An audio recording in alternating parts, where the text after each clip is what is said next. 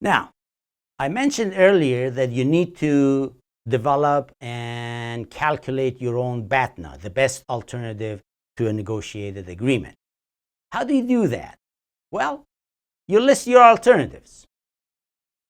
Last week, I walked into the showroom. This was a Range Rover dealership. I started my conversation after I said hi to the salesperson. I said, I'm interested in buying either a BMW or a Range Rover. Right off the bat, I'm putting it on the table to the other side, my alternative. Why do I do that?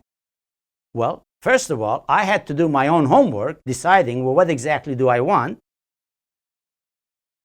But in addition, I'm communicating to the salesperson that I have alternatives.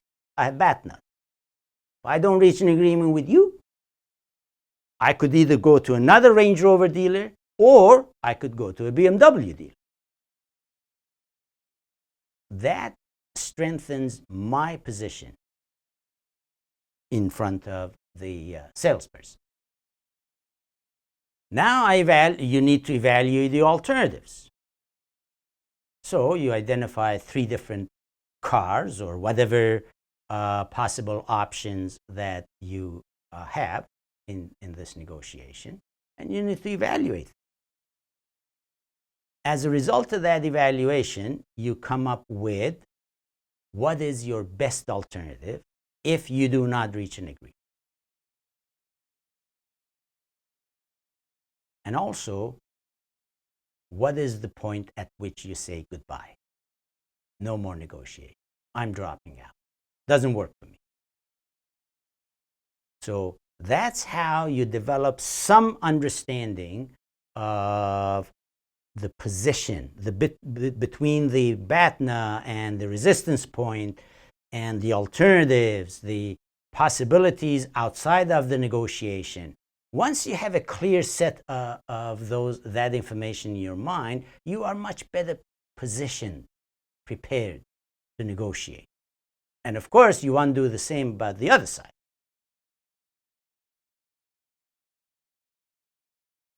In terms of framing the position, how do you message? What language do you use? What words do you use? How do you frame it? Here are some ideas. By the way, this is even more important in cross-cultural situations, and we'll get to that. Well, by now you know that people communicate differently. They frame their messages differently in different parts of the world. Some are high context, some are low context, some are very confrontational, some are very quiet. All of those things you are now familiar with. So this shouldn't be a surprise to you that framing your message in the negotiation is critical. So going back to my buying car situation, after I said to the salesperson that I'm looking at these 2 options, the other comment I made was, I don't want to waste your time or my time. So I'm really here to reach an agreement. So by sharing that information, I'm also telling the salesperson that this is a serious negotiation. It is worth his or her time to engage in this conversation. So in framing your position, you need to decide what facts are you going to share to support your position. Where do I find this fact or these facts? What information do I need to collect? As I mentioned, in the car situation, I've spent a lot of time on the internet looking at different dealerships, different BMW and Range Rover cars. So that's the kind of information that I've been collecting. Now, if you're going into a joint venture, of course, it becomes much, much more complicated. Or if you're a buyer and seller in the corporate side, the issues become much more complicated. The other thing that you can think about in framing your position is Is this a brand new negotiation? Is there a history of this between you and the other side, between your colleagues and the other side, between other parties? So, are there precedents? Are there examples that you can learn from and about?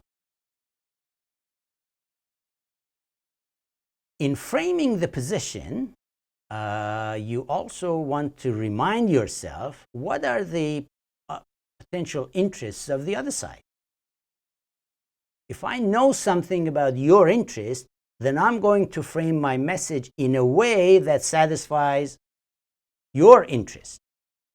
For example, if I know that the company wants to do joint venture with my company because they want my technology to fill a hole in their offering, then I'm going to frame my message in terms of the great technology we have. Here are the facts to support our capabilities, our track record. Here's how other companies have benefited from our technology, etc. So I'm framing the message in a way that shows commonality of interest. And of course, the last thing I want to know is, okay, I have all this information, I understand something about the other party's interests, objectives, etc. What is the best way of framing it? What's the most convincing? Should I focus on trust? Should I focus on price? Should I focus on ongoing relationships that I have with 5 other companies? Should I focus on the awards that we have won on our technology? What's the bundle of phrases, comments that I'm going to put together that in my mind is the most convincing to influence the other side? Now, a negotiation is not only and should not be only I telling you how great I am. A negotiation should be an opportunity for both sides to learn about each other. So, asking questions is very important. Trying to get a better understanding of the interests, the needs, the desires, the BATNAs of the other side.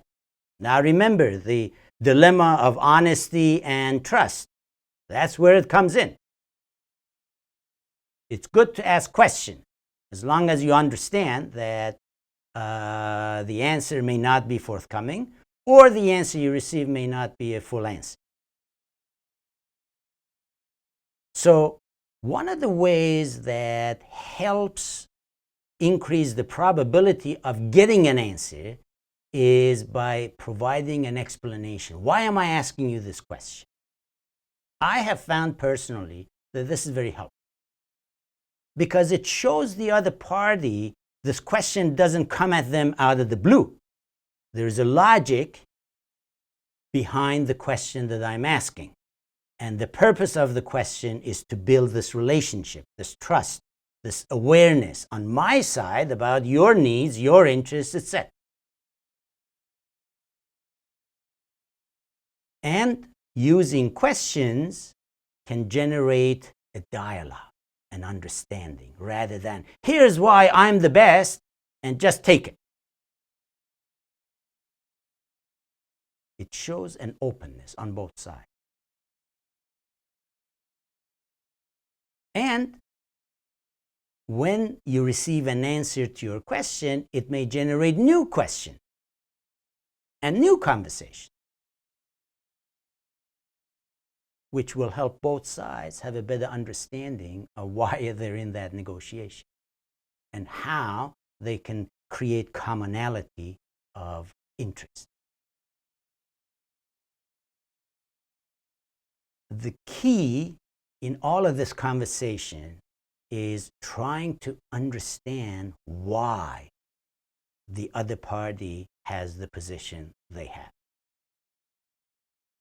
Professor Jean Brett at Northwestern University, in one of her books, she gives a very fun and interesting example. She talks about the time where she was a professor in France, and there was a Halloween. They were coming to Halloween night. So the principal of the French school where her two American sons were were studying, the principal comes to her and says, well, you're American, you know about Halloween. Why don't you go and buy whatever you need, supplies you need for Halloween, and bring it to the school? And let's use that as an example for our French kid. So she looks for squash. So he looks around, he finds that supermarkets don't have a lot of material, but she finds somehow a French woman who is selling these big squash. So she asks the French woman, can I buy all of your supply? I want to take everything you have and take it to my school, my son's school. The French woman says, no, I will not sell you everything I have. See, that's a position in a negotiation. At that point, she could say, oh, I'm going to double the price. In other words, try to influence. What does she do instead? Instead, she asks a question. Why? Why is it that you don't want to sell everything? And the French woman says, I need the seeds. If I sell you everything, I will not have seeds. So the American professor says, what if I buy everything and I bring you back all the seeds? Because I don't need the seeds. Instead of throwing them away, I give you the seeds. Deal.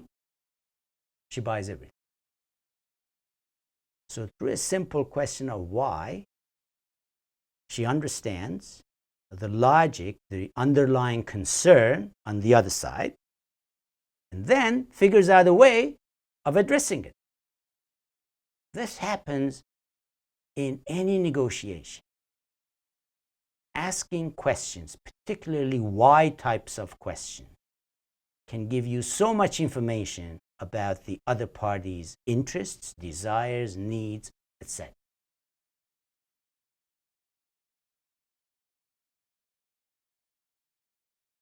In asking questions, the thing you need to be very careful about is how you frame the question.